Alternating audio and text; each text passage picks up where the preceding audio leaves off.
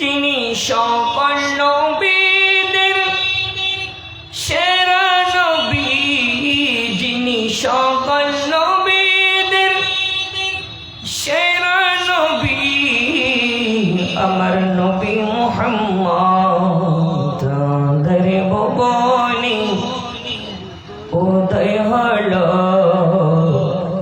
পূর্ণিমার চাঁদ, পূর্ণিমার চাঁদ, পূর্ণিমার চাঁদ, পূর্ণিমার চাঁদ।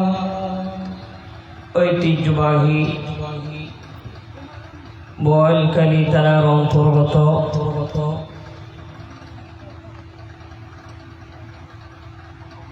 মুক্তিপাড়া কুতুববাড়ি একতা সংঘ মাহফিল উদযাপন কমিটি ব্যবস্থায় পড়ায় আয়োজিত পবিত্র জশ্নে জুলুসে ঈদে মিলাদুন নবী সাল্লাল্লাহু আলাইহি ওয়াসাল্লাম মাহফিলের সম্মানিত সভাপতি এবং আজকের মাহফিলের প্রধান অতিথি সুদূর নারায়ণগঞ্জ থেকে আগত হুসাইনি সাইবার টিম বাংলাদেশ কেন্দ্রীয় পরিষদের সম্মানিত চেয়ারম্যান, মুনাজারায়ে আহলে সুন্নাহ মুফতি আল্লামা আলাউদ্দিন জিহাদি মাদ্দাজিল আইনি, আজকের মাহফিলে সম্মানিত প্রধান বক্তা ঐতিহ্যবাহী জাহানপুর সামাদপুর শাহী জামে মসজিদ দের সম্মানিত খতিব আলহাজ মাওলানা মুহাম্মদ ওমর ফারুক নাঈমি মাদ্দাজিল হুরাইলি, আজকের মাহফিলের যিনি উদ্বোধক ঐতিহ্যবাহী আমুসিয়া মসজিদিয়া দাখিল মাদ্রাসার সম্মানিত সিনিয়র মুদাররিস, আপনাদের মুফতারা সৈয়দ আহসান মিয়া জামে মসজিদের সম্মানিত খতিবে মুকাররম আলহাজ মাওলানা মুহাম্মদ যাইনুল আবেদিন আল কাদরি সাহেব মাদ্দাজিল হুরাইলি, মঞ্চে উলামায়ে কেরাম, সামনের যুবক ভাইয়েরা, পর্দার আড়ালের মা ও বোনেরা, আসসালামু আলাইকুম ওয়া রাহমাতুল্লাহি ওয়া বারাকাতুহু। আমরা সকলে মহান আল্লাহ রব্বুল আলামিনের শুকরিয়া জ্ঞাপন করি যে মহান রব্বুল আলামিন আমাদেরকে দুনিয়াবি বিভিন্ন কাজের মধ্যে লিপ্ত না করে পবিত্র জশ্নে জুলুসে ঈদে মিলাদুন নবী সাল্লাল্লাহু আলাইহি ওয়াসাল্লাম মাহফিলে আসার বসার রাসূলের শানে দুরূদ শরীফ পাঠ করার তৌফিক দান করলেন। তার জন্য শুকরিয়া তান সকলে মুহাব্বতের সহিত উচ্চ কণ্ঠে বলি আলহামদুলিল্লাহ। যা হোক, সময় স্বল্পতার কারণে আমাকে মাহফিল কমিটির পক্ষ থেকে একটি বিষয় দেওয়া হয়েছে।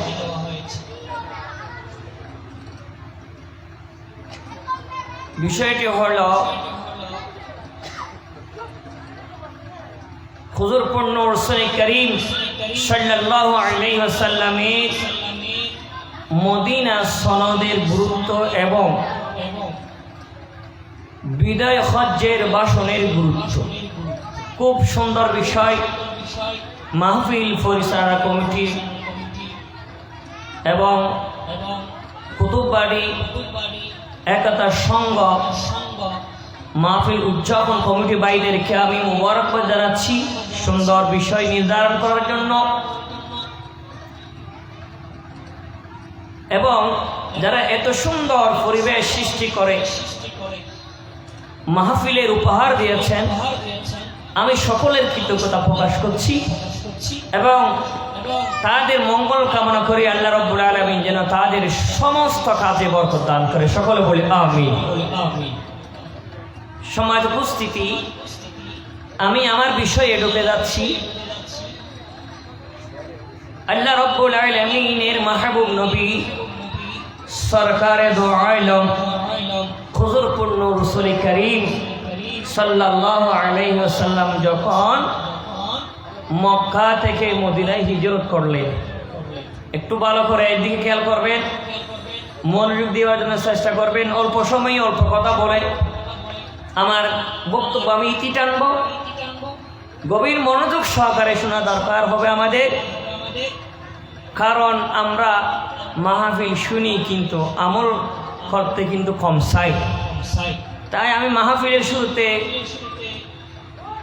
মনোযোগ সহকারে শুনে সেটা আমল করার জন্য উদাত্ত আহ্বান জানাচ্ছি। আমার রাসূল যখন মক্কা থেকে মদিনায় হিজরত করলেন, হিজরত করার পর ওই জায়গায় মক্কাবাসীদের মধ্যে যে আমার রাসূলকে যারা কষ্ট দিয়েছিল, ওখান থেকে আমার রাসূল আল্লাহর নির্দেশে মক্কা থেকে মদিনায় কি করলেন? হিজরত করলেন। হিজরত করার পর দেখলেন মদিনার মানুষদের অবস্থা ভয়াবহ। তারা সব সময় যুদ্ধ, বিগ্রহ, কলহ, বিভিন্ন ফাসাদের মধ্যে লিপ্ত থাকত।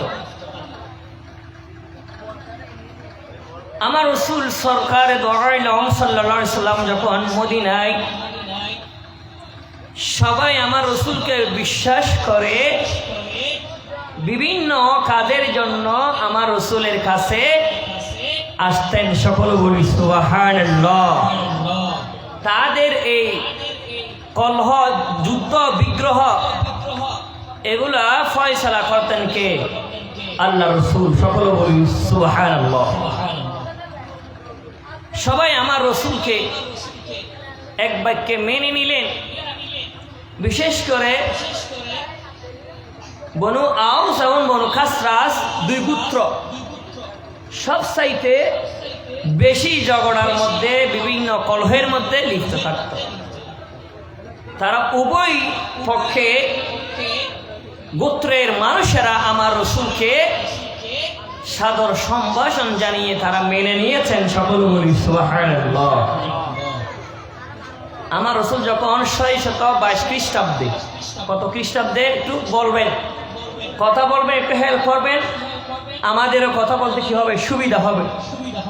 600 কত খ্রিস্টাব্দে? 22 খ্রিস্টাব্দে বিভিন্ন বর্ণনা এসেছে 24শে সেপ্টেম্বর আমার রাসূল সবাইকে নিয়ে পৃথিবীর সর্বপ্রথম লিখিত সংবিধান, যার নামকে আমরা ইসলামের ইতিহাসের মধ্যে পরিচিত লাভ করেছে মদিনা সনদ। সকলে বলি সুবহানাল্লাহ। তাহলে এই পৃথিবীতে সর্বপ্রথম যে সংবিধান, এটা হচ্ছে মদিনার সনদ। অর্থাৎ মদিনায় আমার রাসূল যে সংবিধান প্রণয়ন করেছেন, ওইটাই পৃথিবীর সর্বপ্রথম লিখিত সংবিধান। সকল বলি সুবহানাল্লাহ। সেই সংবিধানের আলোকে আমার রাসূল রাষ্ট্র পরিচালনা করেছেন। কি সুবহানাল্লাহ বলবেন না? কেমন সংবিধান! যে সংবিধানের আলোকে পুরা মদিনার যত ধরনের হিংসাত্মক যুদ্ধ, বিগ্রহ, কলহ ছিল, সব কিছু দূরীভূত হয়ে যেই মদিনার নাম ছিল ইয়াসরিব। মদিনার পূর্ব নাম কি ছিল? ইয়াসরিব। ইয়াসরিব ছিল সব সময় বিভিন্ন খারাপ কাজে নিমজ্জিত। সকল বলি নাউযুবিল্লাহ। আমার রাসূল যখন মদিনার সনদ প্রণয়ন করলেন, সেই মদিনার সনদের দ্বারার মধ্যে দুইটা মত পরিলক্ষিত হয়। এক রিওয়ায়াতে রয়েছে মদিনার সনদ হচ্ছে 47টি, আরেক রিওয়ায়াতে রয়েছে, আরেক বর্ণনা রয়েছে মদিনার সনদ কয়টি? 53টি।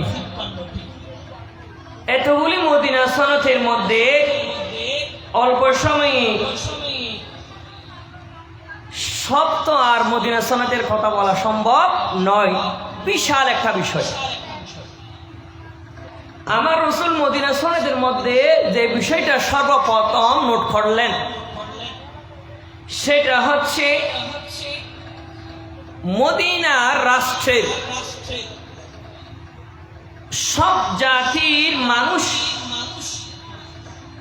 সকলে শান্তি এবং নিরাপত্তার সহিত বসবাস করবে, সেই বিধান সর্বপ্রথম প্রণয়ন করলেন। এক নম্বরে সকলে বলি সুবহানাল্লাহ। দেখেন, মদিনার সনদ শান্তির জন্য, মদিনার সনদ মানুষের নিরাপত্তার জন্য। আপনি একটা আইন করবেন, সে আইনটা হতে হবে মানুষের কল্যাণে। কাদের কল্যাণে? মানুষের কল্যাণে।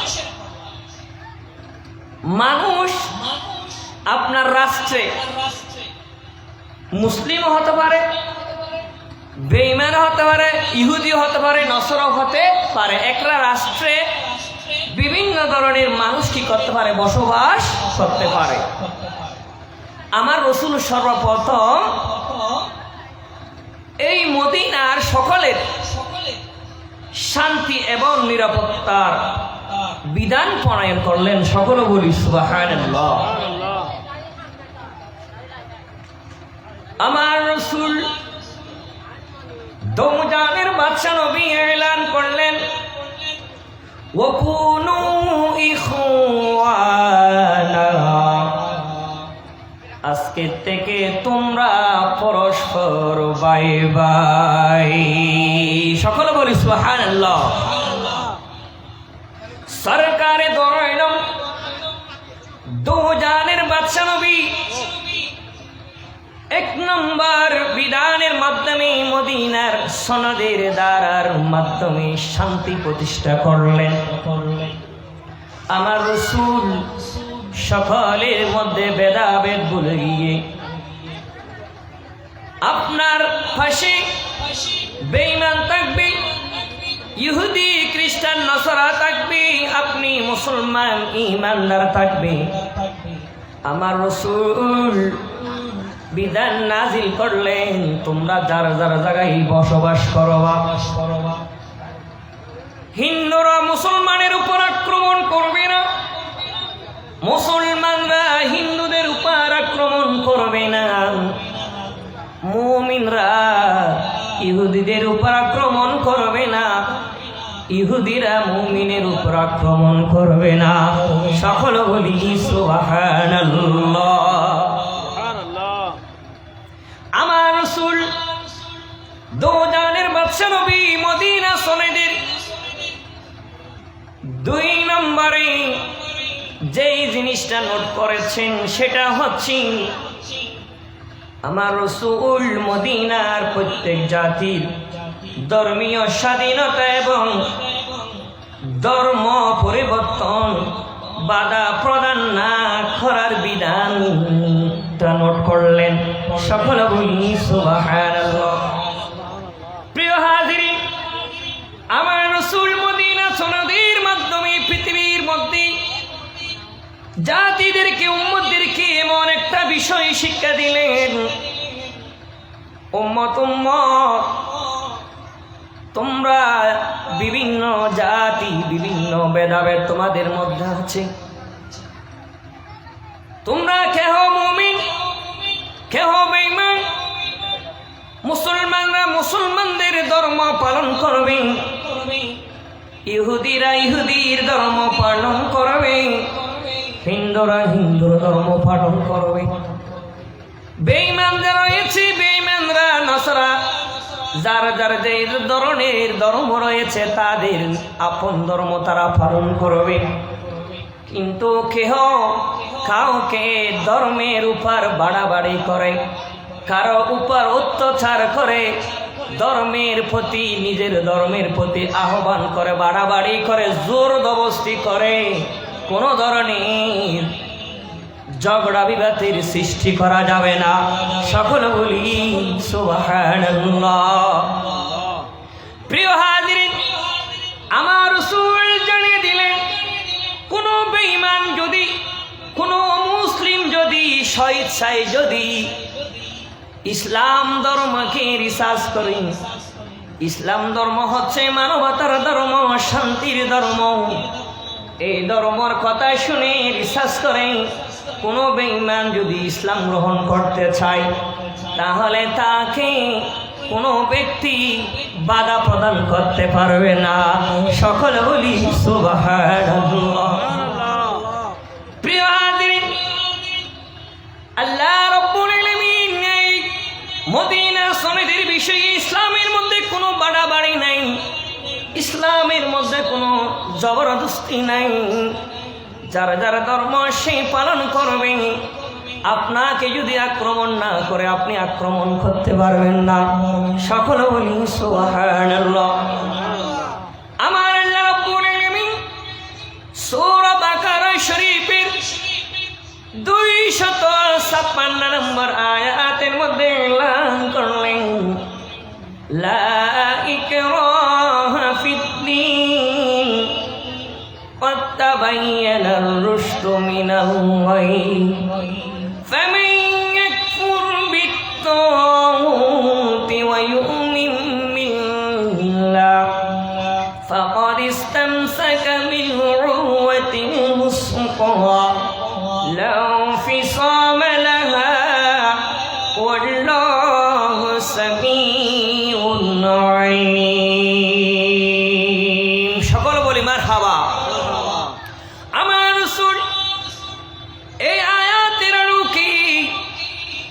ধর্মের মধ্যে কোনো বাড়াবাড়ি নাই। এই আয়াতের মধ্যে আমার আল্লাহ রাব্বুল আলামিন এলান করলেন, লা ইকরাহা ফিদ্দীন, ধর্মের মধ্যে কোনো বাড়াবাড়ি জবরদস্তি নাই। সকল বলি সুবহানাল্লাহ। قد تبين الرشد, ভ্রষ্টতা দূরীভূত হলো, সত্য হেদায়েত স্পষ্টতা লাভ করলো। সকল বলি সুবহানাল্লাহ।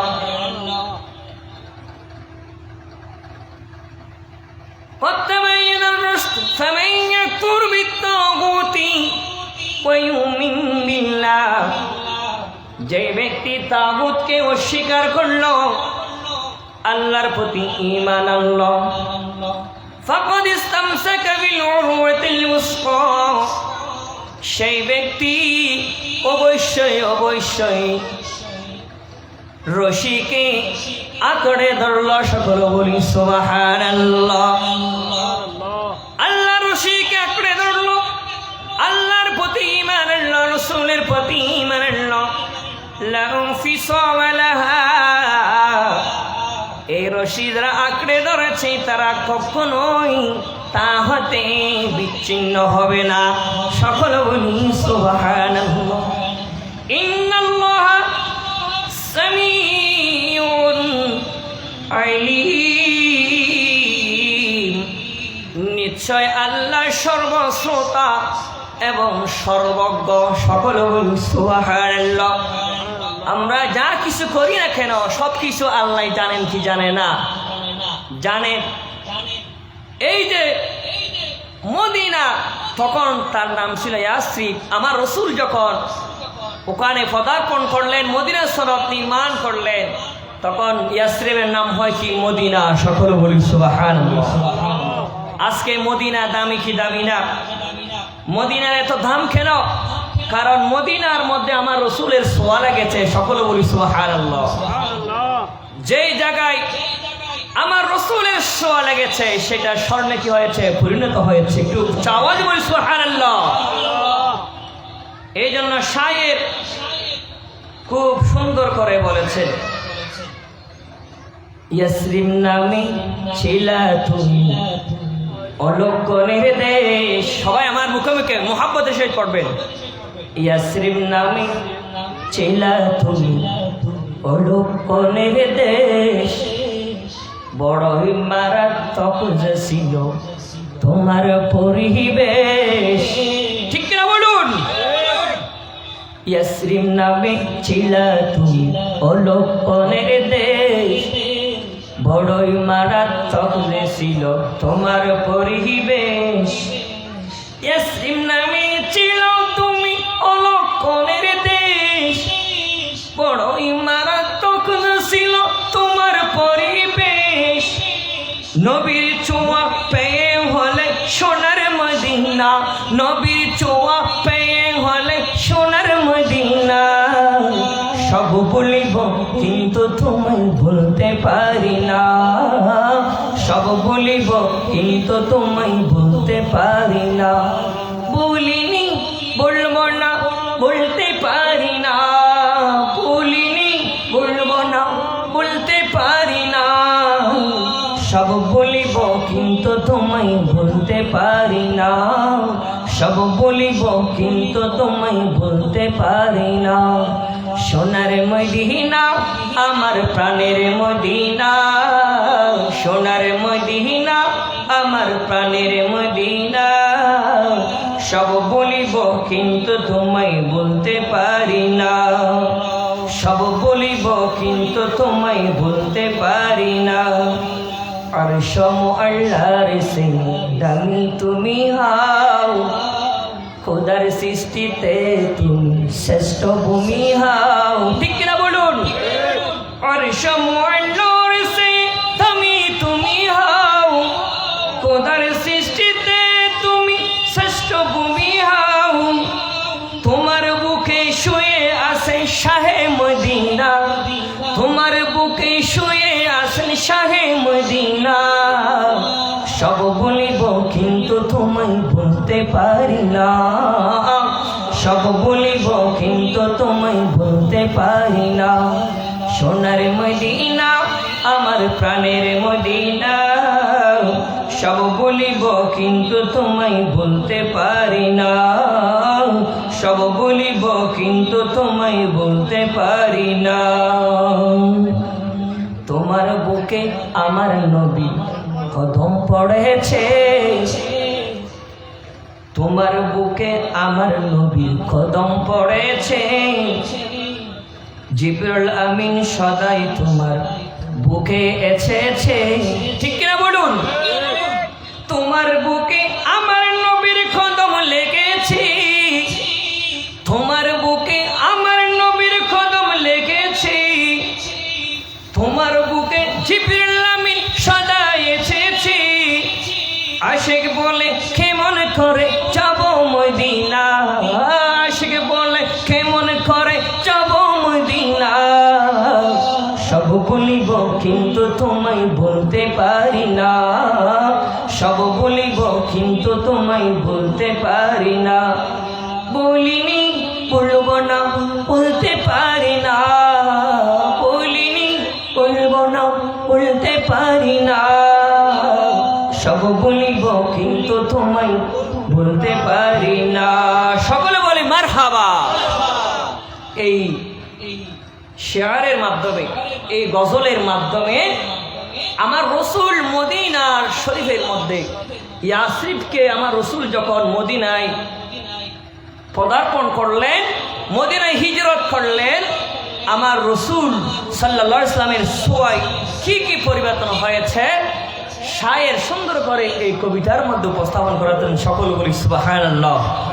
নবীর আশেক থাকলে, নবীর মোহাব্বত যদি অন্তরে থাকলে, নবীর সম্মান এগুলো শুনলে নবীর আশেকদের কি ভালো লাগে। সকল বলি সুবহানাল্লাহ। সমাজ উপস্থিতি, আমার রসুল এই মদিনা সনদের মাধ্যমে মদিনার মধ্যে, ইয়াসরিবের মধ্যে শান্তি প্রতিষ্ঠা করেছিলেন কি করেন নাই? শান্তি প্রতিষ্ঠিত হয়েছে কি হয় নাই? হয়েছে।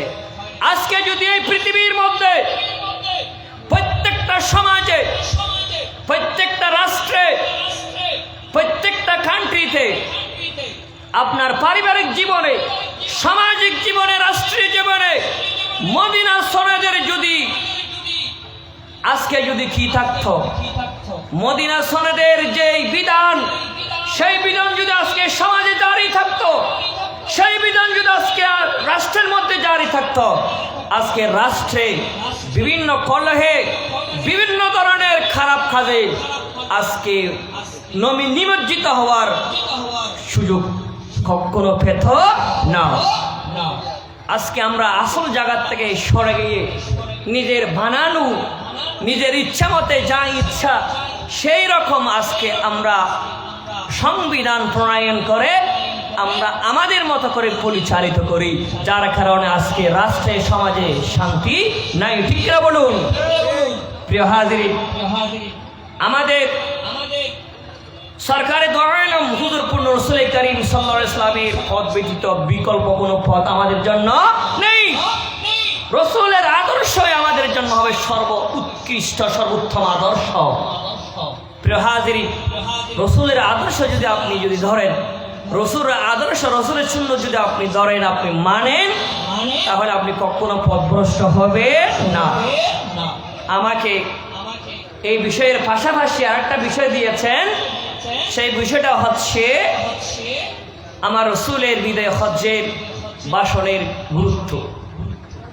আমি আমার বিষয়ের মধ্যে আছি, আপনি একটু খেয়াল করবেন। আমার রাসূল দশম হিজরিতে, মনে রাখবেন কত হিজরিতে বললাম? দশম হিজরিতে আমার রাসূল যখন মক্কায় আসলেন হজ করার জন্য, আমার রাসূল সমস্ত সাহাবায়ে কিরামদেরকে নিয়ে 9 জিলহজ আরাফার ময়দানে আমার রাসূল যখন 1 লাখ সাহাবী, মতান্তরে 1,40,000, 24,000, এক একটা মত রয়েছে, সর্বোপরি আমরা বলতে পারি 1 লক্ষ সাহাবায়ে কিরামদের সামনে আমার রাসূল একটি ভাষণ দিয়েছিলেন, যে ভাষণটা ইসলামের ইতিহাসে পরিচিতি লাভ করে বিদায় হজ্জের ভাষণ। সকল বলি সুবহানাল্লাহ। সম্মানিত উপস্থিতি, এই বিদায় হজ্জের ভাষণ আমাদের জন্য অনেক গুরুত্বপূর্ণ। আমার রাসূল যখন আরাফার ময়দানে সাহাবায়ে কিরামদেরকে নিয়ে বললেন, হে আমার সাহাবারা, আমি আল্লাহর পক্ষ থেকে যে দায়িত্ব নিয়ে এসেছি, আমি সেই দায়িত্ব কি তোমাদের কাছে যথাযথ পৌঁছে দিতে পেরেছি? সমস্ত সাহাবায়ে কিরামগণ এক বাক্যে বললেন, ইয়া রাসূলুল্লাহ সাল্লাল্লাহু আলাইহি ওয়াসাল্লাম, আপনি আপনার দায়িত্ব যথাযথভাবে আপনি পালন করেছেন। সকল বলি সুবহানাল্লাহ। সাহাবায়ে কিরাম রাদিয়াল্লাহু তাআলা এই কথা যখন বললেন, আমার রাসূল উপরের দিকে শাহাদাত আঙ্গুল এইভাবে করে, আল্লাহুম্মা আশহাদ, আল্লাহুম্মা আশহাদ, আল্লাহুম্মা আশহাদ, আল্লাহ আপনি সাক্ষী থাকেন। সকল বলি সুবহানাল্লাহ। প্রিয় হাজিরিন, আমার রাসূল এই কথা যখন বললেন, সাথে সাথে আমার আল্লাহ রাব্বুল আলামিন জিবরাইল আমিনকে ওই আরাফার ময়দানে পাঠিয়ে দিলেন।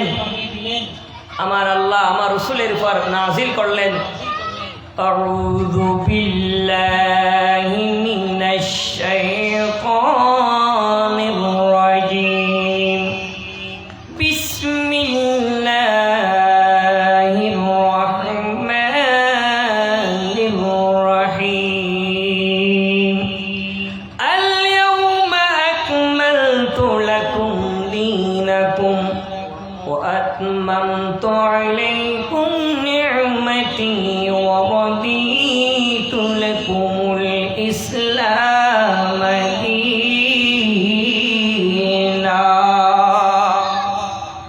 আল্লাহ রাব্বুল আলামিন জানিয়ে দিলেন, আল ইয়াওমা আকমালতু লাকুম দীনাকুম, আমি রব্বুল আলামিন আজকে তোমাদের দিনকে, তোমাদের ধর্মকে পূর্ণ করলাম। সকল বলি সুবহানাল্লাহ। ওয়া রাদিতু লাকুমুল ইসলাম দীনা, এর আগে রয়েছে আল ইয়াওমা আকমালতু লাকুম দীনাকুম ওয়া আতমামতু আলাইকুম নি'মাতি, আমি আমার নিয়ামত অনুগ্রহ সম্পূর্ণ করলাম। সকল বলি সুবহানাল্লাহ। ওয়ারাদিতু লাকুমুল ইসলাম দীনা, আমি রব্বুল আলামিন ওয়ারাদিতু সন্তুষ্ট হলাম, রাজি হয়েছি, লাকুমুল ইসলাম দীনা, তোমাদের ধর্ম ইসলামকে নিয়ে। সকল বলি সুবহানাল্লাহ। আমি রব্বুল আলামিন দ্বীন ইনদাল্লাহিল ইসলাম, নিশ্চয়ই ইসলামকে মনোনীত জীবন ব্যবস্থা হিসাবে কি করলাম? মনোনীত করলাম। সকল বলি সুবহানাল্লাহ। প্রিয় হাজিরিন, এই আয়াত যখন আমার রাসূলের উপর নাযিল হলো, সমস্ত সাহাবায়ে কেরাম আনন্দে আত্মহারা হয়ে গেল।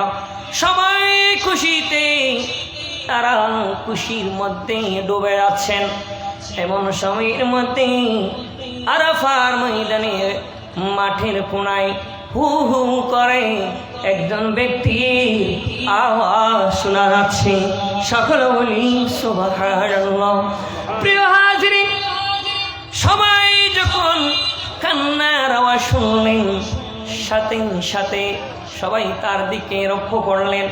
দেখা গেল ইনি আর কেহ নয়, ইনি হচ্ছেন আমার রাসূলের বাল্যকালের সাথী, ইনি হচ্ছেন আমার রাসূলের হিজরতের সাথী হযরত আবু বকর সিদ্দিক রাদিয়াল্লাহু তাআলা আনহু। সকল বলি সুবহানাল্লাহ। প্রিয় হাজিরিন, আবু বকর সিদ্দিক রাদিয়াল্লাহু তাআলা আনহুকে সাহাবায়ে কেরামগণ প্রশ্ন করলেন, ও আবু বকর সিদ্দিক, আজকে দিন পরিপূর্ণ হলো, নিয়ামত আল্লাহ রাব্বুল আলামিন সম্পূর্ণ করে দিলেন, আজকে খুশির দিনে কেন আপনি কান্নাকাটি করতেছেন ছোট বাচ্চার মতো?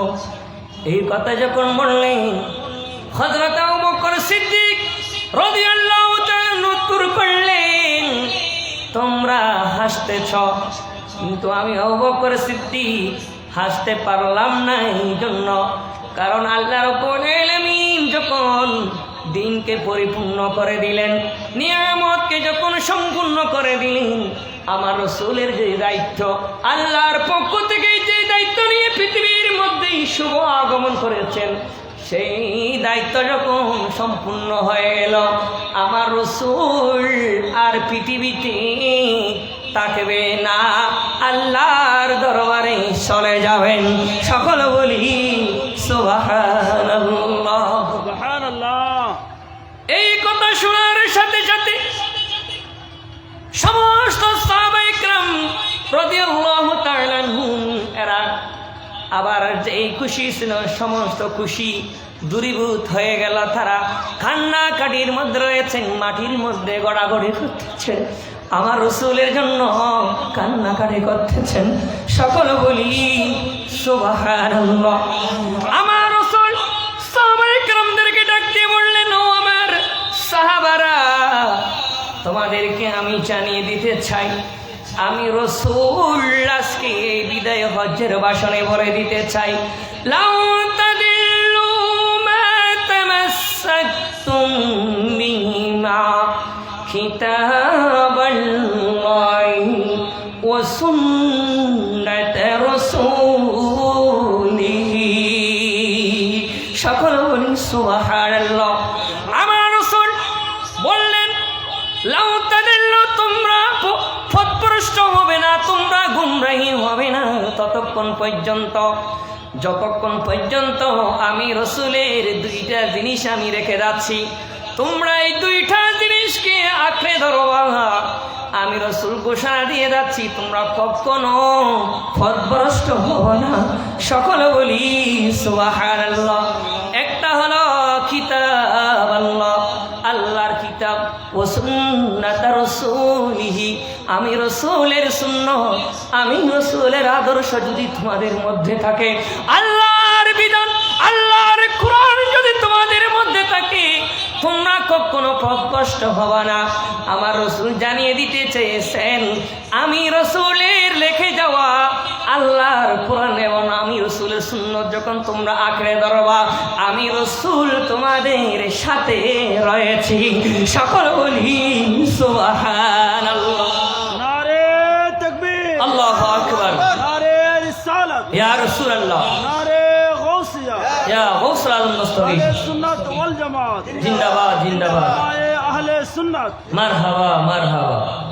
সকলে মুহাব্বতের সহিত জিকির করে হক লা ইলাহা ইল্লাল্লাহ, লা ইলাহা ইল্লাল্লাহ, লা ইলাহা ইল্লাল্লাহ, লা ইলাহা ইল্লাল্লাহ, হক লা ইলাহা ইল্লাল্লাহ, লা ইলাহা ইল্লাল্লাহ। কতই সুন্দর মদিনা, যার নেই কোনো তুলনা। কতই সুন্দর মদিনা, যার নেই কোনো তুলনা। তোমরা বসো কেন বসো না, ঈমান হলো মদিনায়।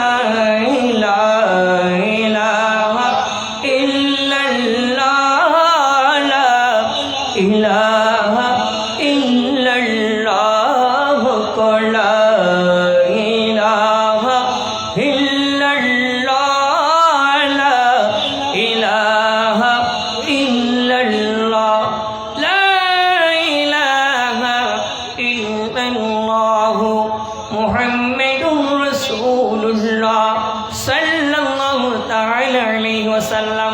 সম্মানিত উপস্থিতি, আমি আপনাদেরকে উদাহরণ দিয়ে সুন্দর করে বোঝানোর মতো সময় না থাকার কারণে আমি বুঝাতে পারতেছি না। তখন আমার রসুল যখন এই দুইটা জিনিসের কথা বললেন, সাথে সাথে সাহাবায়ে কেরাম একটু কি হলেন, শান্ত হলেন। সকল বলি সুবহানাল্লাহ। सुबहानअल्लाह। একজন কেমন রসুলকে ভালোবাসতেন। একজন সাহাবী আমার রসুলের ইন্তেকালের সময়, ইন্তেকালের কথা শুনি আল্লাহর কাছে দোয়া করলেন, আল্লাহ আমি যেই চোখ দিয়ে আমার রসুলকে দেখেছি, আমি যেই চোখ দিয়ে আমার রসুলের চেহারা মোবারক দেখে দেখে আমি তৃপ্তি পেয়েছি, আমার রসুল যদি পৃথিবীর থেকে যদি চলে যায়, আমার মতো সাহাবী এই সংখ্যার দরকার নাই। আমি যদি আমার রসুলকে চোখ দিয়ে দেখতে না পাই, আল্লাহ এই চোখ আমার দরকার নাই। আল্লাহ আমার এই চোখ আপনি তুলে নিন, অন্ধ করে দেন। আমার আল্লাহ সাহাবায়ে কেরাম ওই সাহাবীর দোয়া কবুল করে তার চোখ দুইটাকে অন্ধ করে দিয়েছেন। সকলে বলি সুবহানাল্লাহ। রাসূলের ভালোবাসা, রাসূলের প্রেম নিয়ে যদি আমরা জীবনকে যদি সাজাতে পারি, ইহকালে ধন্য, পরে কালেও আমরা সফল হব। আমার রাসূল বিদায় হজ্জের ভাষণের মধ্যে বলেছিলেন, আল মুসলিম আহুল মুসলিম, তোমরা আজকের থেকে পরস্পর মুসলমানরা ভাই ভাই, তোমরা আজকের থেকে ভাই ভাই। আল মুসলিম আহুল মুসলিম, তোমরা পরস্পর ভাই ভাই। সকল বলি সুবহানাল্লাহ। আল্লাহু আকবার। या रसूल अल्लाह,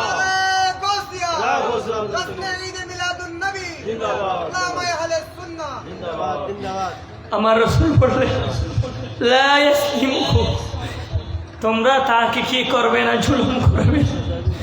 তোমরা অপরকে কখনো জুলুম করতে পারো না। আমার রাসূল বললেন, ওয়ালা ইয়াখুযুলাহু, তোমরা কখনো তোমার ভাইকে বিপদে রেখে তাকে কখনো তোমরা পরিত্যাগ করতে পারো না। সকলে বলি সুবহানাল্লাহ। আমার রাসূলের সেই বাণী, যেই বিধিবিধান, আমার রাসূলের কথাগুলি, বিদায় হজ্জের ভাষণের কথাগুলি আজকে আমরা স্মরণ রাখি। আমাদের সমাজে কখনো ব্যতিক্রম কোনো কাজ হয় না, ঠিক কিনা বলুন? আল্লাহ রাব্বুল আলামিন আমাদেরকে বুঝার জন্য, আমল করার জন্য তবে দান করক। সকলে বলে আমিন। আমিন। আজানের সময় হয়েছে, যদি সম্ভব হয় অবসাল বক্তব্য আমি একটাই কথাই বলবো।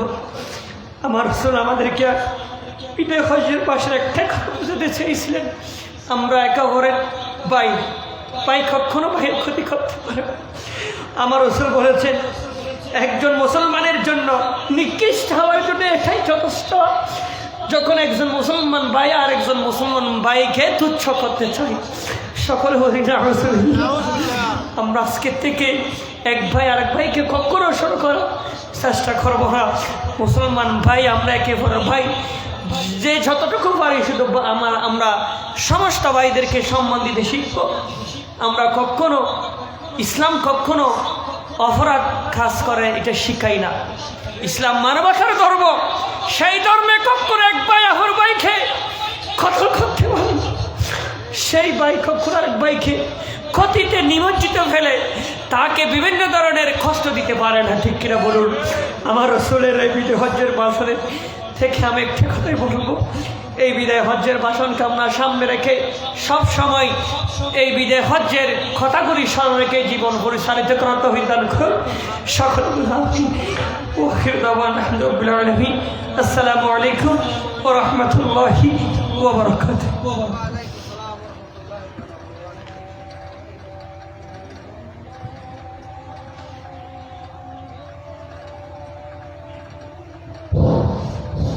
আলহামদুলিল্লাহ, আলহামদুলিল্লাহ। আমাদের বিশেষ বক্তা খুব সুন্দরভাবে আলোচনা করেছেন। এশারের আজান হচ্ছে, আমাদের মঞ্চে আজানও হবে, জামাতও হবে। আপনারা এখানে জামাতের মধ্যে শামিল হবেন। আবার যথাযথভাবে আমাদের এশারের নামাজের সাথে সাথে আমাদের প্রোগ্রাম আবার শুরু হবে।